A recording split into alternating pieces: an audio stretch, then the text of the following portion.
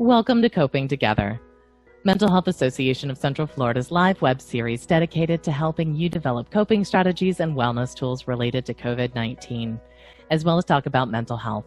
Coping Together was created in response to COVID-19's mandatory social distancing orders.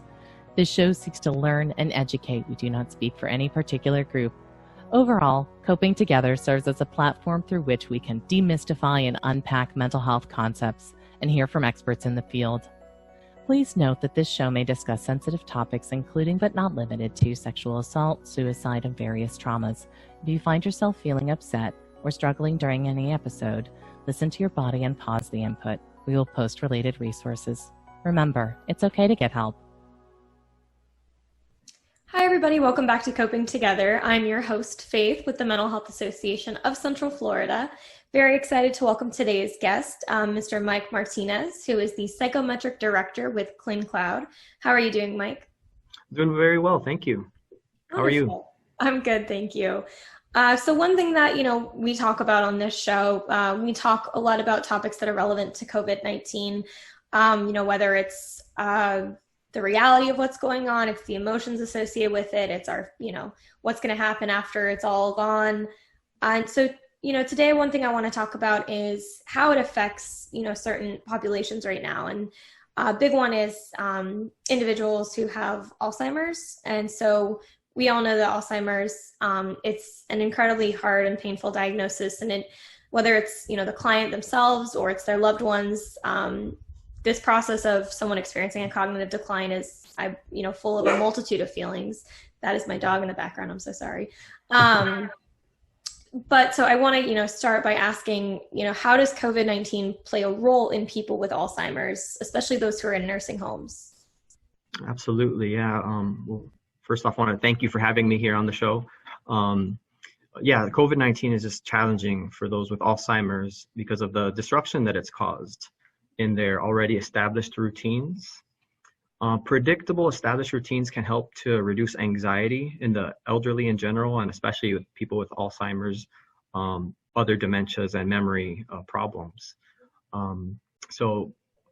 Routines that were already established and in place, going dancing on Wednesdays, maybe daily visits from a family member.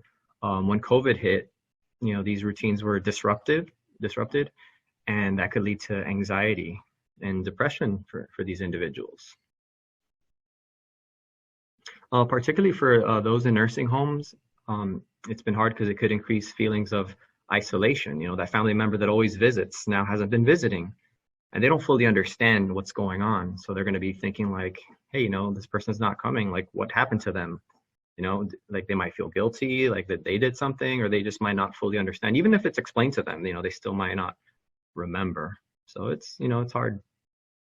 Yeah, I had a friend of mine who told me that they had a loved one with dementia in a nursing home, and their wife kept visiting or trying to visit, or I think it was over the phone, and they would have to explain each time kind of what was going on. I think it did really take a toll on that person emotionally.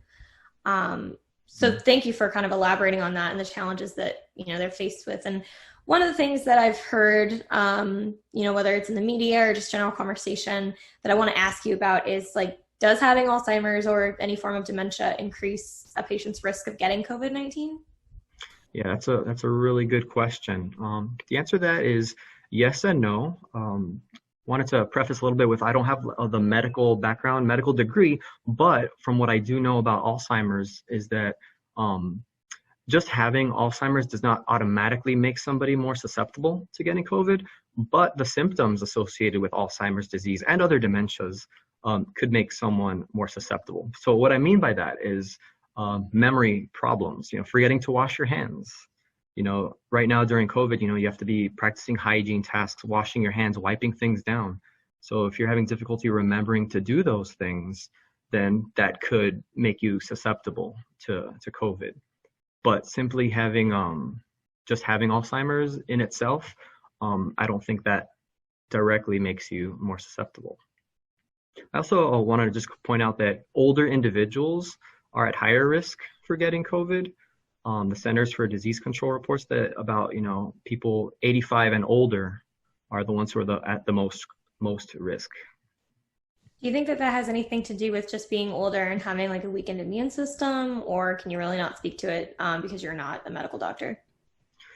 Yeah, basically, I think it is just because when you're older, your immune system isn't as strong. Your ability to recover from things isn't as strong as it was when you were younger. But yeah, you're right. I'm not a doctor, so Okay, I can't, so I can't fully, talk on that. But that's basically from what I know. You know what I mean? Yeah, absolutely. And so, we talked about, how it's hard on the individuals who have Alzheimer's. And I guess, it's obviously really hard on the caregivers for someone or the loved ones of someone with Alzheimer's. And so what advice do you have for those people, for the ones who maybe they're not able to visit their loved one who is in a nursing home, or maybe they're taking care of someone at home? What advice, can you give them for when they're dealing with all this and balancing their own emotions in it?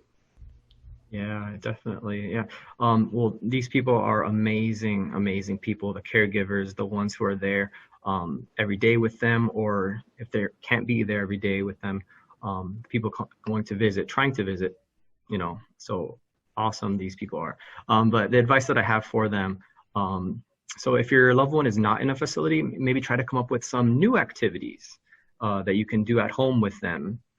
Make it a routine to do these activities. Again, establishing those routines and keeping as close as possible to routines. So you might have to make a new routine. So for example, if they always went dancing on Wednesday or some social activity on Wednesday, then maybe set a time to dance with them on Wednesday, or do some kind of activity, in the living room or whatever. And make it on the regular. You could do different activities, looking at photo albums, listening to music. Make it something that you both enjoy. Schedule it and stick to the schedule, because that could bring down their anxiety and be very calming and reassuring for the patient. The other piece of that is for those whose loved one is in a facility, just work closely with the nurses and staff and see what you can do to help support the staff and support your loved one, of course. You could maybe suggest some of their favorite activities, hobbies that the staff can do with them, if it's feasible. And of course, find out how they're handling the visitation and do the best you can. Visit when it's allowed. And of course, take advantage of all the video conferencing available, FaceTime, Zoom, Google Hangout, exactly. Yeah. So. Yeah, no, absolutely. And so that kind of leads me into my last question, and you've already kind of addressed it, but how can we still express our love and care for someone if we can't actually see them in person? Yeah, there's lots of ways to express love and care for them, even if you can't see them. Luckily, we live in this awesome age of technology where we can do these video chats. Give them a phone call, send emails if they have the computer and they could do that. Send greeting cards to them, text messages. These small gestures really can make their day. Even if they don't remember it, in the moment they'll feel it and they'll be happy. Yeah, and they're not going to forget how it made them feel. They might forget, the actual occurrence, but they might be in a good mood for the rest of the day. And like, oh, I don't know why I'm in a good mood, but I'm feeling good. So yeah, there's definitely different things that we can do. Wonderful. Thank you so much for that. And thank you for coming on the show. Those are all the questions that I have for you. Was there anything else that you wanted our audience to know before I let you go, Mike? Oh, yeah. Just the last thing is, as far as your question about what loved ones can do, caregivers can do, practice self-care as well. You're 100% focused on this person, and that's awesome. And you guys are amazing for doing that, but also focus on you. You need to take some time for yourself, practice self-care, pick up some of your old hobbies, communicate, with others. There are online support groups that you could join, caregiver support groups. Yeah, just take care of yourself, because if you take care of yourself, then you're able to provide the best care for your loved one. So for sure, just, you got to look out for yourself as well. Everybody's going through it, I think that was a really important note to mention. And thank you for that, bringing up, it's one thing to take care of someone, but you also first have to take care of yourself, and be able to give that part of you as well. So with that being said, thank you so much, for that and for coming on the show. If you guys have any questions about anything, please reach out to us at the Mental Health Association of Central Florida. Please also feel free, if you have any questions for Mike, reach out to me and I can get those to him. But thank you so much for being here. Thank you to you all for watching. If you have any requests about future episodes you'd like to see, please let us know. And just thank you for watching. You guys make it possible for me to get to do this and bring on awesome people like Mike.